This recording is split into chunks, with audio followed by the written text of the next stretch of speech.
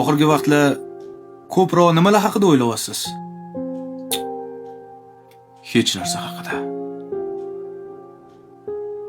Bilasizmi? Men hayotdan zavq olishni unutib qo'ydim.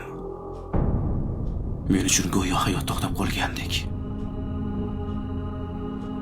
O'zimni mana shu qo'g'irchoqqa o'xshataman.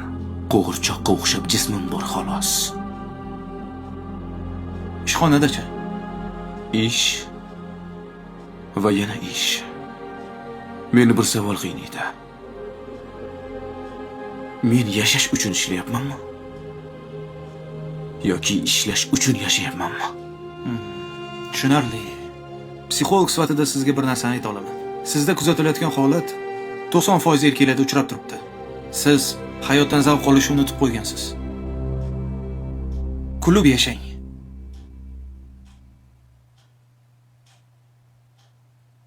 Men kulishni unutib qo'ydim.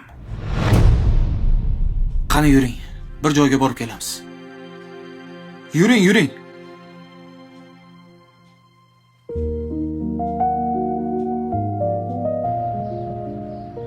Mana bu sirk.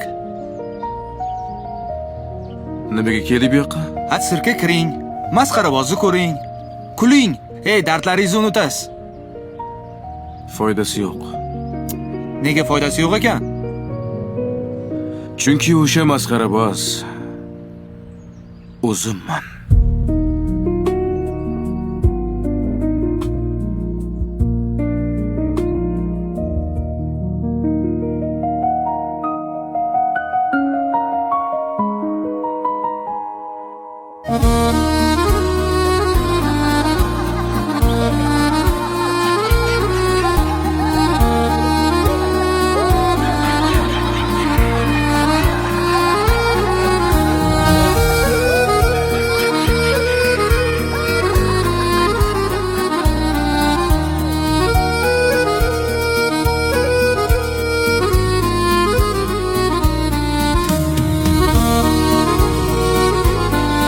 Yaqinlaringizga islomiy hadyalar sovg'a qilib xursand qiling. O'zbekiston bo'ylab yetkazib berish xizmati mutlaqo bepul.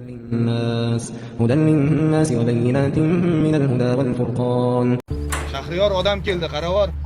Hozir. Bularmi? Ha. Assalomu alaykum. Va alaykum assalom. Nima xizmat? Qabr qazish kerak. Xo'p, kimga? Farzandimga.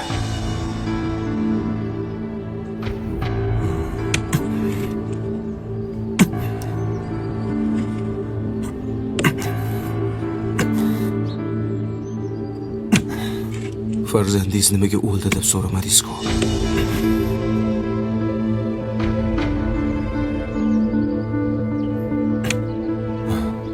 Nima bo'ldi o'zi? O'sha kuni ayolim bilan janjallashdik.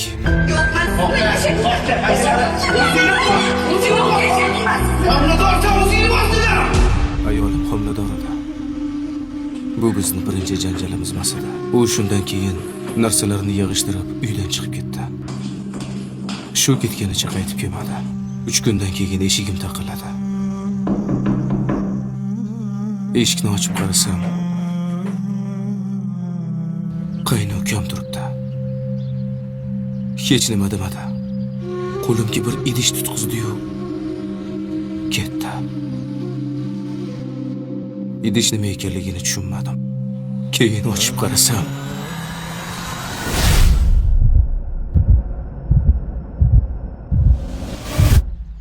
hayot nimaligini bilmagan, hali dunyoga kelishga ulgurmagan farzandim yotibdi.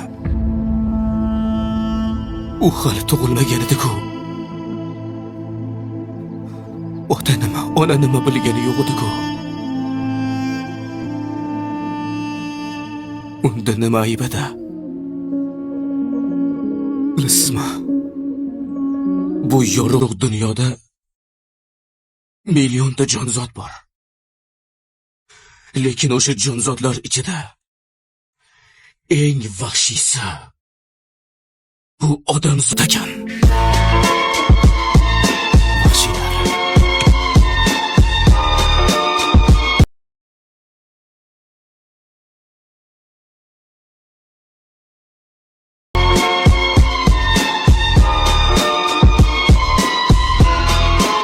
yaqinlaringizga islomiy hadyalar sovg'a qilib xursand qiling. O'zbekiston bo'ylab yetkazilish xizmati mutlaqo bepul. هدى للناس وبينات من الهدى والفرقان